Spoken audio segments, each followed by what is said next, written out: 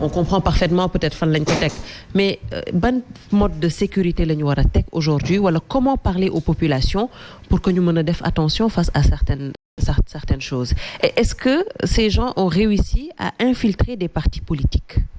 Gis nga kii ni nga posé question bi c'est important la question de la pédagogie combat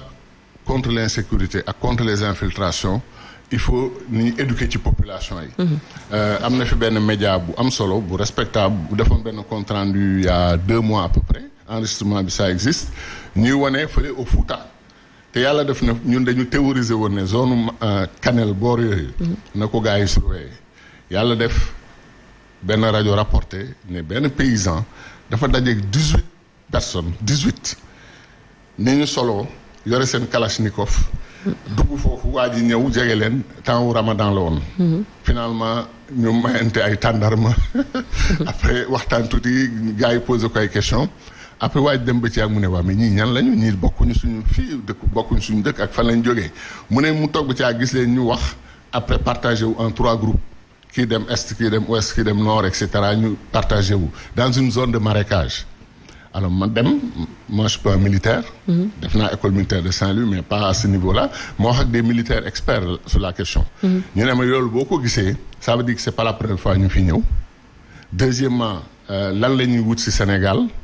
est-ce que dañu am seen réseau ba pare wala ndax dañuy wut ci installer ay réseau mais c'est des gens qui semblaient trop à l'aise pour être comme ça des gens yu réer ba dugg Sénégal xamuñu fu ñu jëm loolu c'est pour dire quoi c'est pas pour faire peur aux populations mais c'est pour dire.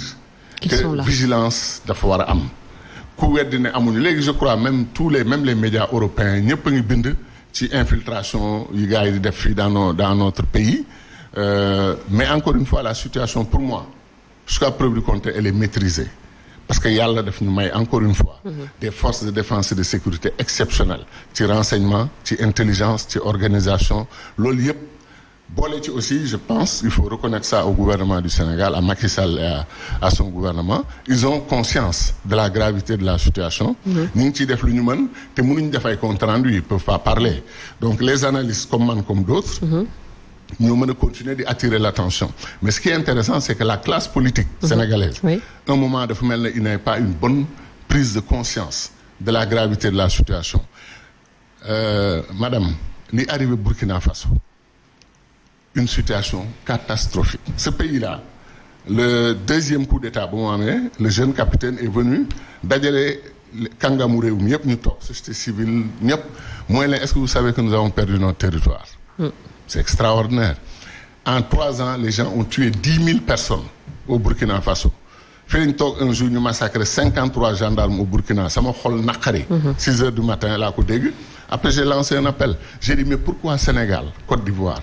la CEDEAO du ñu lever une armée régionale dem Burkina prêter main forte à nos frères et sœurs du Burkina Faso donc on a aussi un drame mooy chaque pays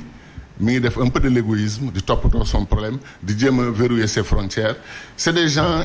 entre guillemets presque des forces invisibles bu ñuy dugg doo ko yëg bu ñuy génnaat doo ko yëg bu ñuy organiser wu ci biir doo ko yëg ça demande beaucoup d'intelligence et de renseignement et de travail et surtout de mutualisation et de coordination il faut que ñuy wax suñu biir États-Unis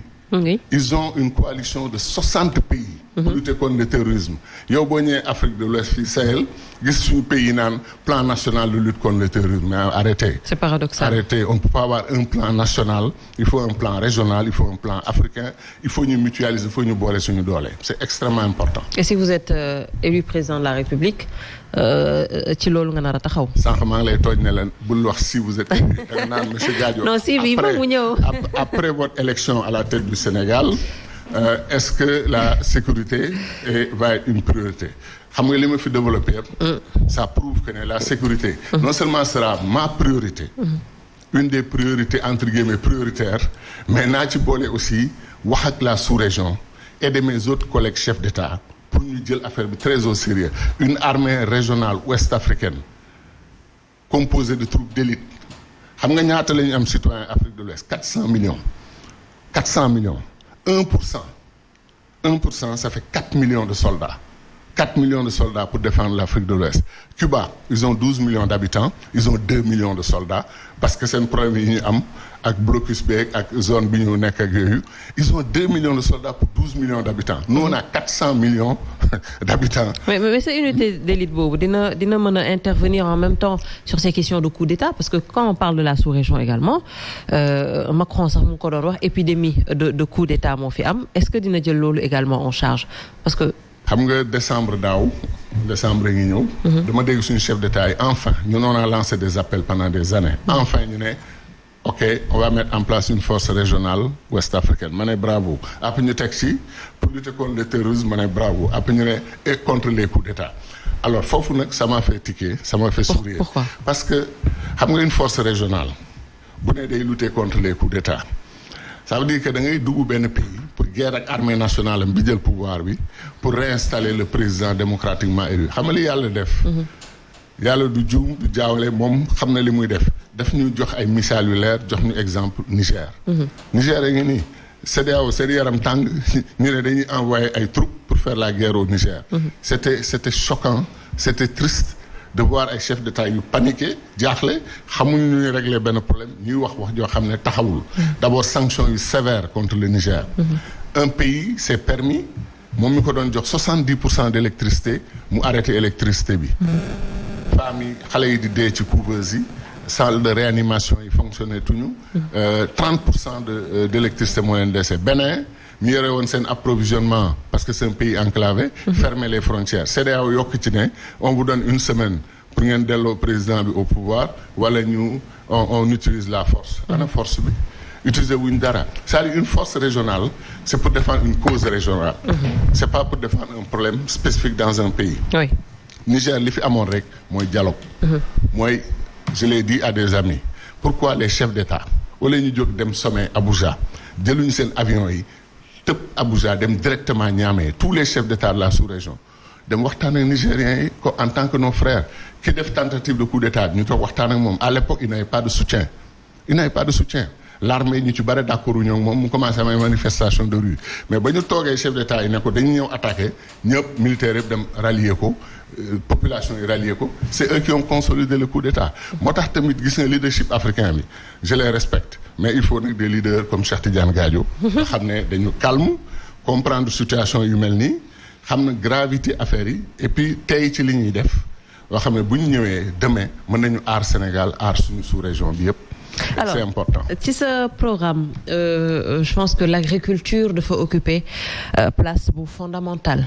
parce que je pense que et même ça on a l'habitude de le dire pour développer un pays vraiment piliers yi dafa war a nekk ci ay agriculture entre autres dinañ ñëw ci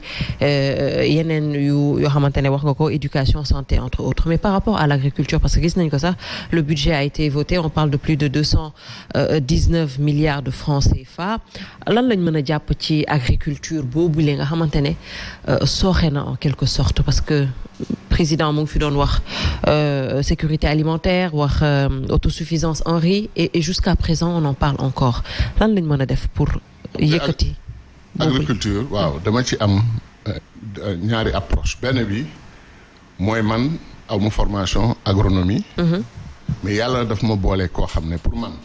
moo doon le plus grand expert en agriculture non seulement du Sénégal mais de l'Afrique loolu laa gëm mooy professeur Moussa Seck yàlla na ko yàlla yërëm amul lu mu deful toute sa vie il l'a consacré à l'agriculture pour wan Sénégal wan africain yi quelle est la voie pour génn ci problème yi ñu am Moussa Seck dafa doon naqarlu le fait que yàlla suuf sim ñu may ndox sim ñu may naaj bi tout ce qu'il faut sénégalais yi mënatuñu am 3 repas par jour mënatuñu am 2 repas par jour pour ñu bare en tout cas ak ñu mujj ba nga xam ne xam loolu la ñu wooyee ci théorie de développement extrême pauvreté mooy bu la 1 repas par jour wóorul bu dee d'abord jógee nga ci dem nga 2 repas par jour yaa ngi commencé am problème mu kii nga jógee ci loolu dem 1 repas par jour yaa ngi ci pauvreté mais boo demee ba wóoratu la nga am 1 repas par jour yaa ngi ci extrême pauvreté Moussa Seck daf ko doon naqarlu mu ne ma Cheikh sac bu vide mënul taxaw xale yi yeewu seen kër